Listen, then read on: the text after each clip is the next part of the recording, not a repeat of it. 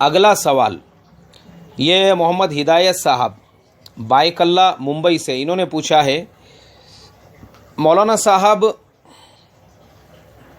میں روزانہ انقلاب نیوز پیپر پڑھتا ہوں، لیکن مجھے ایک صاحب نے کہا کہ انقلاب جو نیوز پیپر ہے اس کے جو آنر تھے عبدالحمید انصاری صاحب، ان کے وارثوں نے اس کو دینک جاگرن کو بیچ دیا ہے، اور دینک جاگرن جو گروپ ہے وہ RSS کا گروپ ہے۔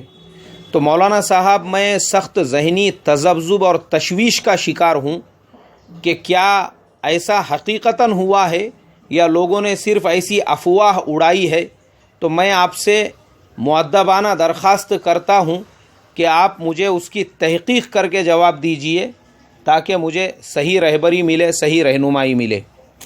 ہمارے محمد ہدایت صاحب، آپ کا جواب تلاش کرنے کے لیے مجھے مختلف ویب سائٹس کی مدد لینی پڑی، لیکن جب میں نے ویکیپیڈیا پہ انقلاب کے ڈیٹیلز دیکھے تو وہاں پہ لکھا ہوا تھا the Inquilab is a Urdu language daily newspaper published from Mumbai. It is owned by the Dainik Jagran Group in 2001.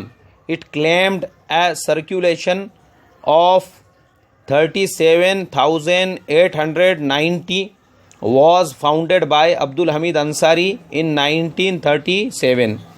اس کا مطلب یہ ہے کہ انقلاب جو نیوز پیپر ہے عبدالحمید انصاری صاحب نے 1937 میں اس کی بنیاد رکھی تھی، اور اس کو دینک جاگرن گروپ نے 2001 میں خرید لیا ہوا ہے۔